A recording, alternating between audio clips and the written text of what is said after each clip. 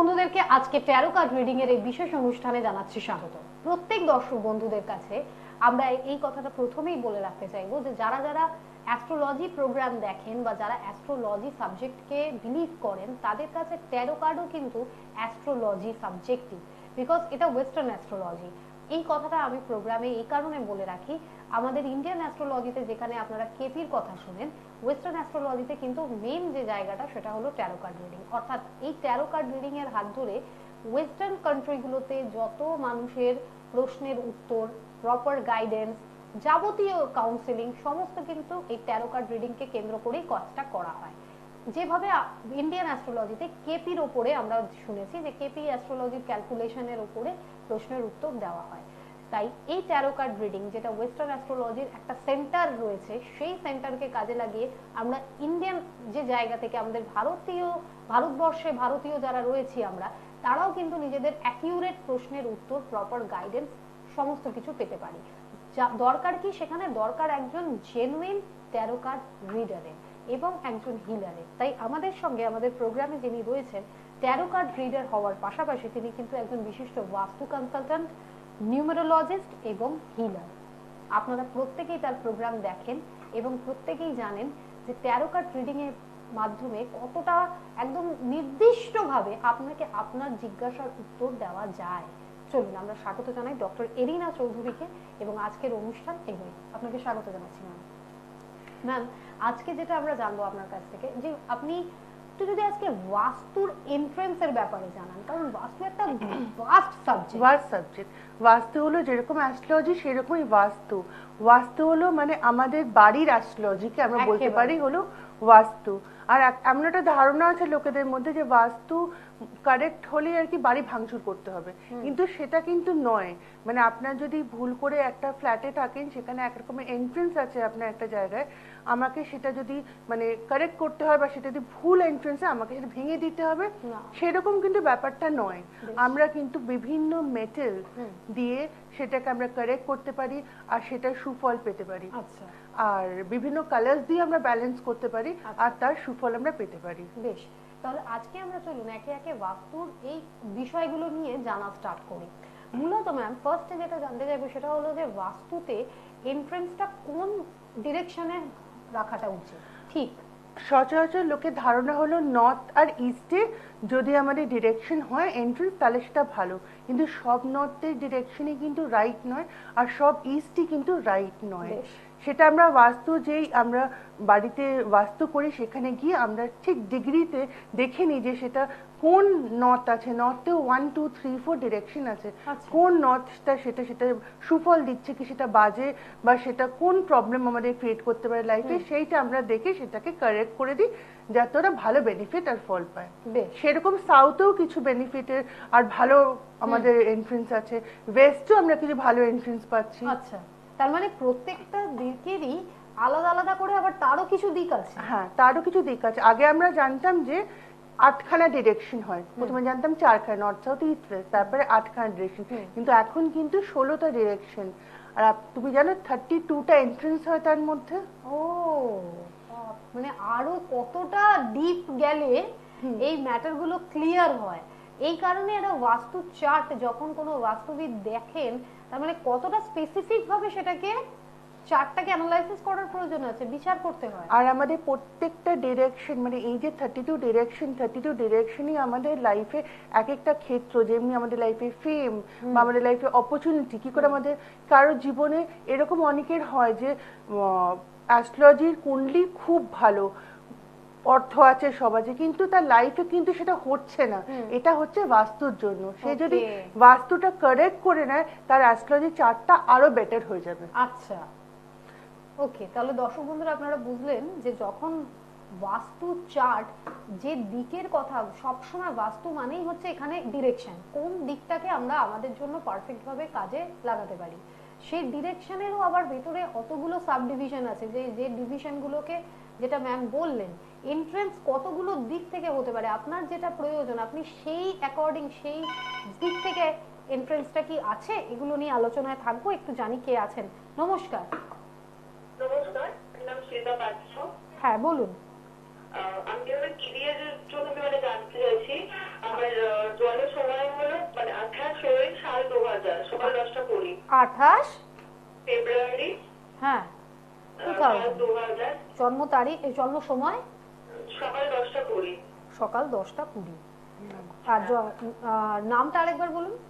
শিল্পা পাত্র। শিল্পা পাত্র। আচ্ছা হ্যাঁ শিল্পা পাত্র। আচ্ছা কোয়েশ্চেনটা কি? কোয়েশ্চেনটা ওনার কেরিয়ার। ক্যারিয়ার মানে ক্যারিয়ার কবে মানে হ্যাঁ। কবে চাকরি পাবে এরকম কি কিছু? হ্যাঁ এরকম। ও কি গভর্নমেন্ট চাকরি খুঁজছে?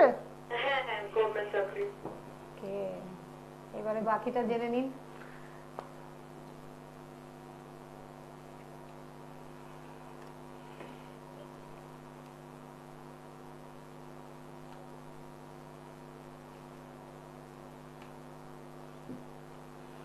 এই বছরের শেষে যদি কোনো পরীক্ষা দেয় তাহলে ও গভর্নমেন্ট চাকরি পাওয়ার চান্স আছে, নলে পরের বছরে।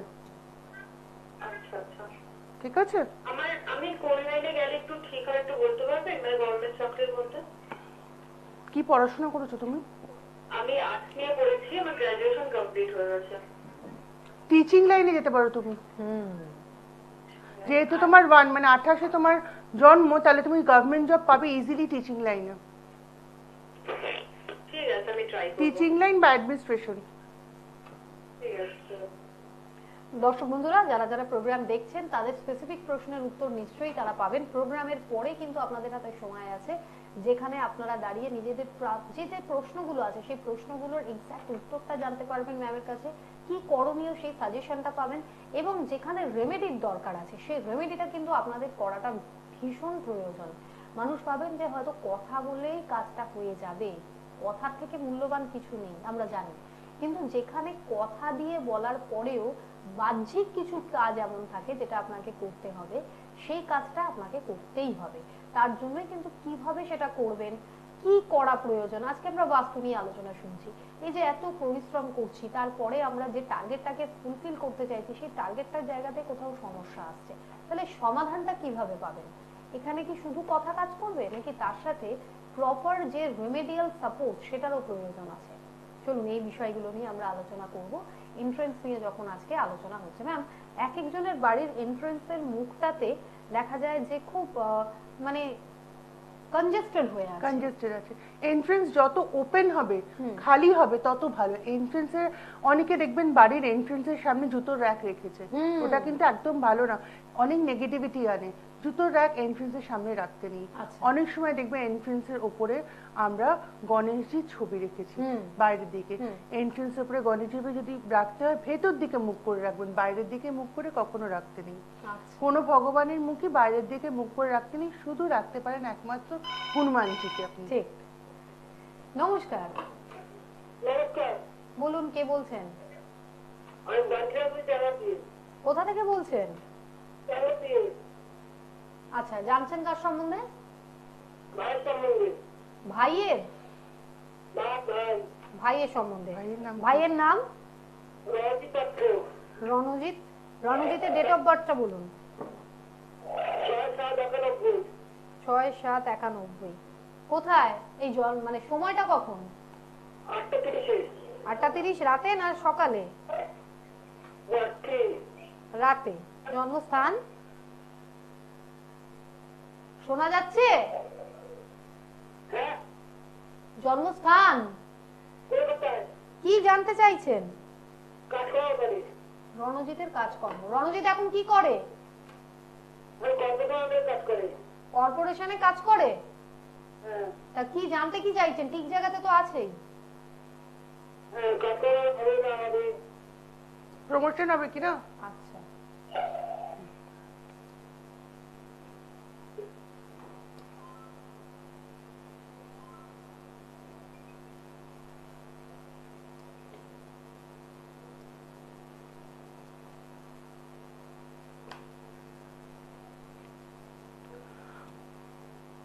কাজকর্ম নিয়ে দুশ্চিন্তা, খরচার হাত বেশি, খরচার হাত একটু সামলাতে হবে। মানে টাকা যা রোজগার করে বেশি খরচা করে দেয়, খরচার হাত আটকাতে হবে। এখন এই বছরটা একটু এরকমই চলবে, আপনার খুব একটা প্রমোশন নেই, পরের বছরে আপনি প্রমোশন এক্সপেক্ট করতে পারেন। বা পরের বছরে বেটার আমাকে প্রোগ্রামের পরে একটু কল করে নেবেন, ওনার একটু উপায়ের দরকার আছে। ভিউয়ার্সদের বলে রাখি 8240500429 এই নাম্বারের মাধ্যমে আপনারা ম্যামের সাথে কন্ট্যাক্ট করতে পারবেন এই প্রোগ্রামের পরে। এবং যারা বুকিং করে চেম্বারে যেতে চাইছেন তারা সল্ট লেক চেম্বারে কন্ট্যাক্ট করতে পারেন। এর পাশাপাশি যদি মনে হয় যে অনলাইন সাজেশনটা নেবেন, যেটা চেম্বারে যাওয়ার টাইম হচ্ছে না বা দূর বা বুঝতে পারছেন না, যে যেখান থেকে প্রোগ্রাম দেখছেন না কেন, তারা অনলাইন গাইডেন্সটা নিতে পারেন এই নাম্বারের মাধ্যমে। আর এফবি তে তো বলেইছি যে দেখুন স্ক্রলে চলছে, ফেসবুক ইউটিউবে যে প্রোগ্রামগুলো চলছে সেখানে কিন্তু ফ্রি টিপস গুলো জানার একটা সুযোগ আপনাদের কাছে রয়েছে, কি করবেন কি না করবেন। কারণ আপনারা বিভিন্ন জায়গা থেকে ফোন করেন, কিন্তু সমস্যাটা হচ্ছে শুধু ফোন করলে হবে না, এই কথাটা বারবার আপনাদেরকে আমরা বোঝাই। শুধু ফোন করলে হবে না, যদি নিজের জন্য কিছু করতে হয় তাহলে পরিশ্রমটা নিজেকে করতে হবে, তার সাথে লাক সাপোর্ট কতটা দিচ্ছে সেটা জেনে নিতে হবে। আর সেটার জায়গায় কি করে কি করলে লাকের সাপোর্ট আমরা পেতে পারি, যতটুকুই পাই না কেন পেতে পারি, তার জন্যই কিন্তু রেমেডি। এই রেমেডিটা করতে গেলে আপনারা যদি ভাবেন যে প্রচুর খরচের ব্যাপার আছে, এই আছে ওই আছে, সবসময় কিন্তু অত খরচের গল্প থাকেও না। আপনাদের তার জন্য কন্ট্যাক্টটা করতে হবে। কন্ট্যাক্ট করলেই আপনারা বুঝতে পারবেন যে আপনার কি রেমেডি দরকার, রেমেডি কি কোনো সত্যিই দরকার আছে নাকি কথাতেই যথেষ্ট। আর যদি রেমেডির দরকার থাকে তাহলে সেই রেমেডিটা কি, যাবতীয় বিষয় জানবেন যখন যোগাযোগ করবেন। এলো আমরা আলোচনার দিকে এগোবো। যেমন আরেকটা জিনিস ম্যাম বলা হয় যে এন্ট্রান্সের মুখে নাকি জলের কোনো সিস্টেম যেন না থাকে, কিন্তু অনেক বাড়িতেই এমন ভাবে বাড়ি তৈরি যে তারা হয়তো আন্ডার ওয়াটার ব্যবস্থা করা আছে, আন্ডারগ্রাউন্ডের ব্যবস্থা করা আছে, জলের সেখানে সিস্টেম আছে, তাহলে সেক্ষেত্রে কি করা যেতে পারে? না, সবসময় যে এন্ট্রেন্সের সামনে জল থাকা, অনেক সময় নর্থ সাইডে যখন এন্ট্রেন্স থাকে, আসলে কি বলতো, যেই সাইডে এন্ট্রেন্স থাকবে সেই সাইডে একটা এলিমেন্টও আছে, মানে নর্থে যেমনি ওয়াটার, ঠিক আছে, এবার নর্থ সাইডে যদি তুমি ওয়াটার থাকে তাহলে কোনো প্রবলেম না। কিন্তু যদি অনেক সময় দেখবে অনেক বাড়িতে একটা ফলস ফাউন্টেন রেখেছে, জলটা যাতে ভেতর দিকে আসে, আচ্ছা, যাতে আমাদের লাইফে অপরচুনিটি যেন ভেতর দিকে আমাদের লাইফে আসে। আচ্ছা, ওইটা জল যদি থাকে, বা নর্থে কোনো স্পেসিফিক নর্থে ভালো জায়গায় যদি কোনো একটা ছোট্ট জলপ্রপাত বা কিছু করেছে তাহলেও সেটা শুভ। কিন্তু আবার সেটা যদি সাউথ সাইডে হয় তাহলে কিন্তু সেটা একদম আমাদের লাইফ ডিস্ট্রয় করে দেবে। পুরো ওই আমরা যেটাকে বলি যে কোন সাইডটা কোন এলিমেন্টের উপরে আছে সেই এলিমেন্টটা, যেমনি আমাদের সাউথ হলো যে ফায়ার এলিমেন্ট, ঠিক, আর নর্থ হলো যে ওয়াটার এলিমেন্ট, তো ফায়ারে কিছু ওয়াটারে থাকবে না, ওয়াটারে কিছু ফায়ারে থাকবে না। Right right. তাই দর্শক বন্ধুরা যদি ভাবেন যে বাড়ির সামনে তো একটা জলের রয়েছে যেখান থেকে আমাকে তার উপর দিয়ে হেঁটে বাড়িতে ঢুকতে হচ্ছে, তবে সেটার ডিরেকশনটা যদি নর্থে হয় তাহলে কিন্তু অতটা ভয়ের কিছু নেই। আর ডিরেকশনটা যদি অন্য কোনো দিকে হয় তাহলে আপনার উচিত বাস্তুবিদের সাথে যোগাযোগ করা, কারণ আপনি তো এখন সেটাকে কিছু করতে পারবেন না। বাস্তুবিদ যিনি রয়েছেন তিনি এক্সপার্ট, তিনি আপনাকে গাইড করবেন যে সেই জায়গাটাকে ব্যালেন্স যদি করা যায় কিভাবে করতে হবে। আর এই কারণেই এন্ট্রেন্সটাকে নিয়ে আজকে আমরা আলোচনাতে রয়েছি। এটা জল হতে পারে, যেমন আমরা যদি বলি যে নর্থ, আচ্ছা ম্যাম যদি পূর্ব দিকে এন্ট্রেন্স হয়, একটু জেনে নিচ্ছি। নমস্কার, আমি দেবজ্যোতি বলছি। হ্যালো, দেবজ্যোতি চৌধুরী বলছি আগরপাড়া থেকে। জানবেন কার সম্বন্ধে? আমার নিজের সম্বন্ধে জানতে চাই। ডেট অফ বার্থটা বলুন। 3rd August 1998। 3rd August 1998। কি টাইমটা? 7:09 PM। 4:09 PM। বলুন আপনি কি জানতে চান? আমি অ্যাকচুয়ালি গভর্নমেন্ট জবের জন্য প্রিপারেশন নিচ্ছি অনেকদিন ধরে, মানে এই জাস্ট কিছু মাস ধরে। আমি জানতে চাই যে কতদিনের মধ্যে আমি মানে চাকরিটা আমার হবে। ডেট অফ বার্থটা ওনার হলো 3rd August 1998। হ্যাঁ হ্যাঁ।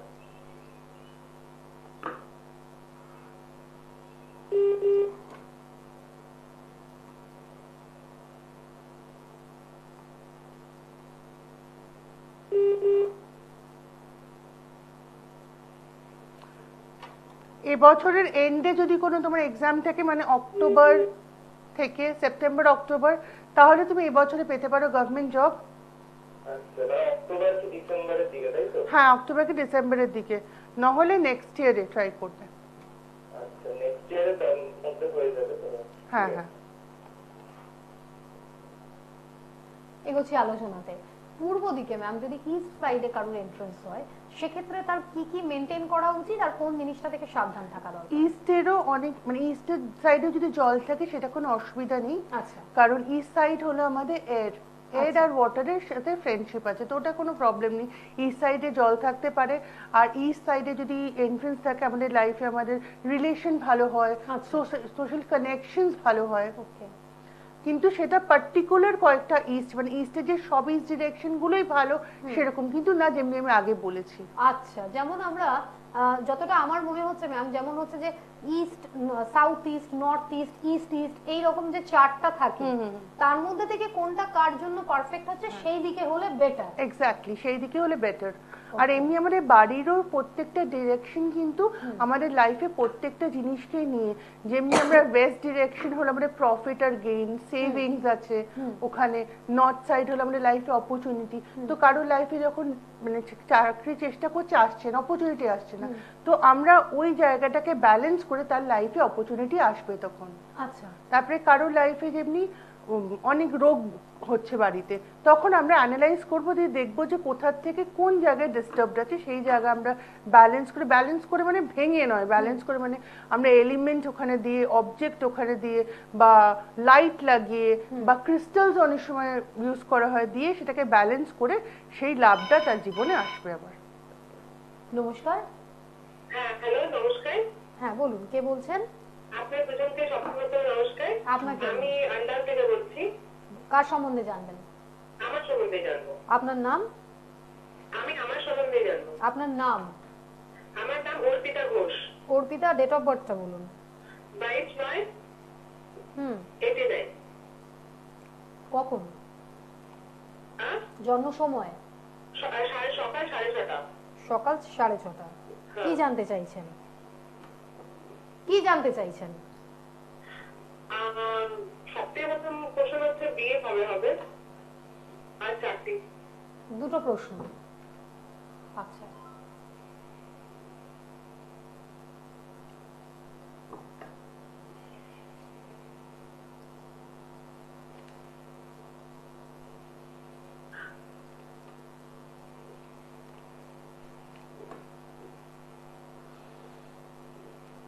এই বছরের জুনের পর থেকে আপনার নেক্সট ইয়ারে জুন অবধি কিন্তু বিয়ের টাইম।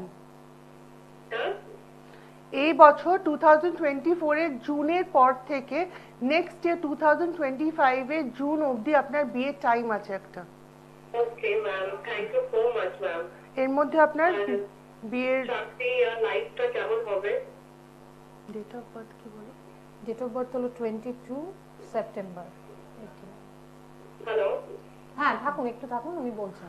আপনি কোন পার্টিকুলার এখন কি করছেন কারেন্টলি জব ক্ষেত্রে? আমি হ্যাঁ,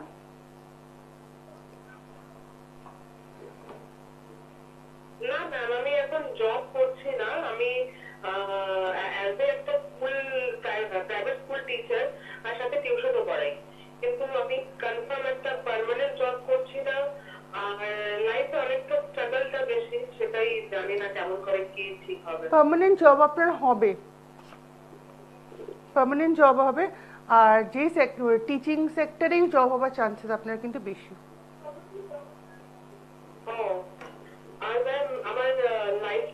এর পরেরটা প্রোগ্রাম আপনি একটু না আমাকে প্রাইভেটলি কল করে নেবেন। আপনার কিন্তু অনেক উপায় রেমেডিও দরকার, যেহেতু আপনার ডেট অফ বার্থ হলো যে 4 এ আসছে, হ্যাঁ, তো একটু রেমেডিও নিয়ে নেবেন। আপনার লাইফে অনেক স্ট্রাগল আছে, অনেক ডিলে হয় জিনিসপত্র, তো এগুলো কি করে, এগুলোর থেকে আপনার উপকার হবে বা কি করে রেমেডি দেবো, এই জন্য আমায় কন্ট্যাক্ট করে নেবেন উপায়ের জন্য। আপনার নাম্বারে যোগাযোগ করলে হবে?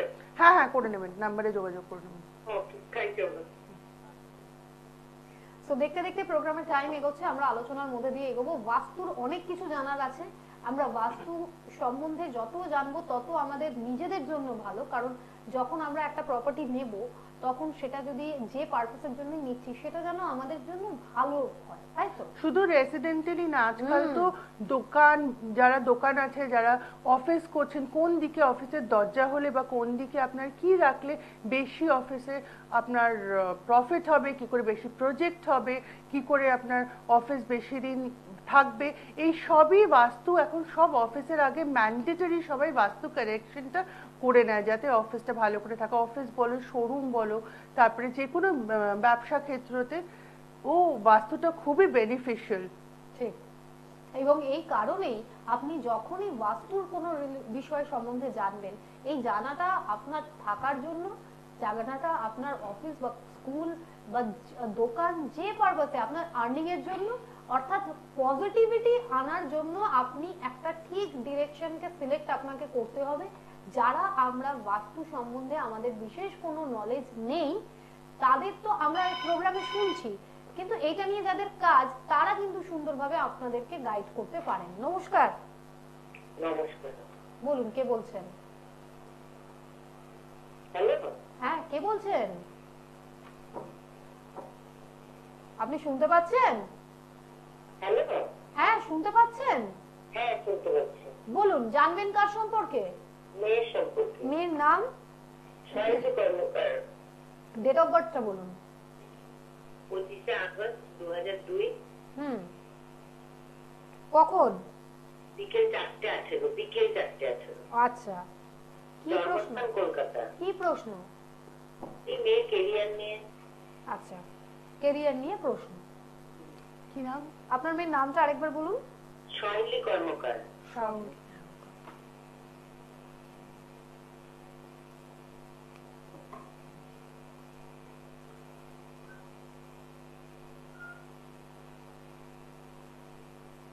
ক্যারিয়ার এমনি ভালো আছে, কিন্তু ও কোনো ডিসিশনে আসতে ওর একটু অসুবিধা হয়, মানে কি করবে লাইফে এই চিন্তাধারাতে ও ঠিকঠাক ফোকাস করতে পারে না।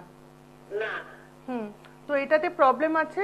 এমনি যদি ফোকাস করে ক্যারিয়ার ভালো হবে, সামনে অপরচুনিটি আছে, কিন্তু সেটাকে ওকে দেখতে হবে। এমন অনেক কিছু কাজ ওর কাছে আসে যেটা ওর সামনে থাকলেও ওটাকেও দেখে না। ও সামনে আছে কিন্তু পাচ্ছে না। দেখে না, হয়তো ওটা বুঝতে পারছে না। ওকে ভালো করে, মানে কোনো অপরচুনিটি বা কিছু ওর কাছে আসবে, কিন্তু সেটাও খেয়াল করবে না। তো ওকে সেটা কি করলে ও একটু মানে খেয়াল করবে বা পাবে? একটু সতর্ক থাকতে হবে। আর এমনিতে কাজ ভালো হবে। আপনি আমাকে একটু মানে কন্ট্যাক্ট করে নেবেন এর পরের মেয়ের একটু ডেট অফ বার্থ নিয়ে, যাতে আমি একটু ওকে উপায় দিতে পারি, একটু রেমেডি দিতে পারি, যাতে একটু বেটার হয় আর কি, ঠিকঠাক চাকরি। কতদিনের মধ্যে জব আছে এটা একটু বলে দেবেন?